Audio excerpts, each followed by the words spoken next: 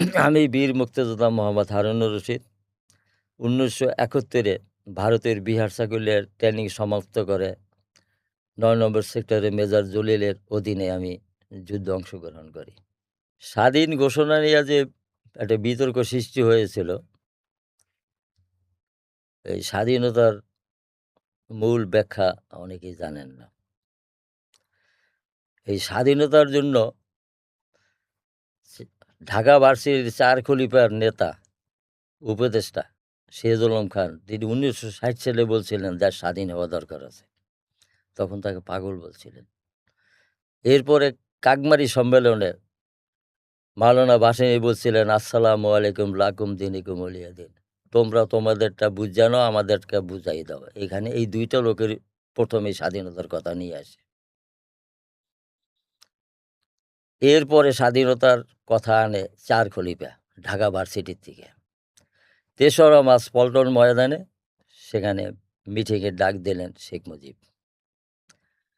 ৪ খলিফা বাংলাদেশের মানচিত্র রেখা আঁইকা একটা ফ্ল্যাগ তৈরি করলেন এবং ইশতেহার লিখলেন। ৩রা মার্চ পল্টন ময়দানে আইসা তারা বললেন যে স্বাধীন ঘোষণা দেন। কিন্তু শেখ মুজিব রাজি হলেন না। বলছেন, না, আমি এখানে স্বাধীন ঘোষণা দেব না।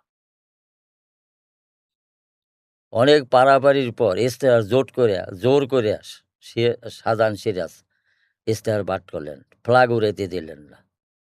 কিন্তু শেখ মুজিব বললেন, ৭ই মার্চ আপনারা রেস কোর্সে আসেন, এখানে আমি স্বাধীন ঘোষণা দেব। তার পরিপ্রেক্ষিতে তোফায়েল আহমেদ তাকে বঙ্গবন্ধু উপাধি দিলেন। ওই দিনে তাকে বঙ্গবন্ধু উপাধি দেওয়া হলো। ৭ই মার্চ আশেপাশের লোক, যত গ্রামের লোক, লাঙ্গল লাঠি সোটা নিয়া সেই পল্টন ময়দান রেসকোর্স ময়দানে হাজির হইলেন। কিন্তু সেখানেও সে এক পায়ে দাঁড়িয়ে নারাজ, স্বাধীন ঘোষণা দেবেন না। তিনি বললেন, আমি স্বাধীন ঘোষণা দিলে আন্তর্জাতিক আদালতে আমার বিরুদ্ধে মামলা হবে। তখন এই সিরাজুল আলম খান সংক্ষেপে করিয়ে দিলেন যে এবারের সংগ্রাম স্বাধীনতার সংগ্রাম, কিন্তু স্বাধীন ঘোষণা দিলেন। ২৫শে মার্চ কর্নেল ওসমানী সহ, তাজউদ্দিন সহ সবাই গিয়া শেখ মুজিবকে বলছিলেন যে এখনো সময় আছে, ১,০০,০০০ সৈন্য, ওরা মাত্র ২০,০০০, আমরা ৮০,০০০, এবং একটা মাত্র এয়ারপোর্ট, আপনি স্বাধীন ঘোষণা দেন, বিনা রক্তে দেশ স্বাধীন হয়ে যাবে। কিন্তু শেখ মুজিব সেদিনও দেন নাই। সেদিন কি বলছে জানেন?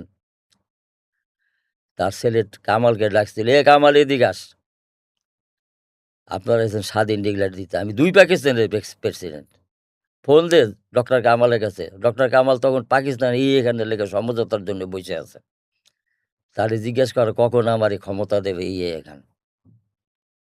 এই বলে সবাইকে বিদায় দিচ্ছে। আগের দিন রাত্রে আসাদুজ্জামান এখনো জীবিত আছে। ২৫শে মার্চ ২৪শে মার্চ রাত্রে ৩টা পর্যন্ত তারা তাকে রিকোয়েস্ট করে দিয়েছে স্বাধীন ডিক্লেয়ার দিতে, কিন্তু দেন নাই। কিন্তু স্বাধীন ডিক্লেয়ার ছাড়াই সে পাকিস্তান চলে গেছেন। ২৬শে মার্চ জিয়াউর রহমান স্বাধীন ডিক্লেয়ার দিলেন, যেটা প্রমাণ মানে এখনো জীবিত আছে। যেমন কর্নেল অলি আহমেদ কিছুদিন আগেও বলছিলেন, ট্রান্সমিটে নিয়ে যাইতেছিলেন ইয়া রেডিও সেন্টারের লোকজন জিজ্ঞেস করছিল এটা কি? বলছে, এটা একটা ট্রান্সমিটার।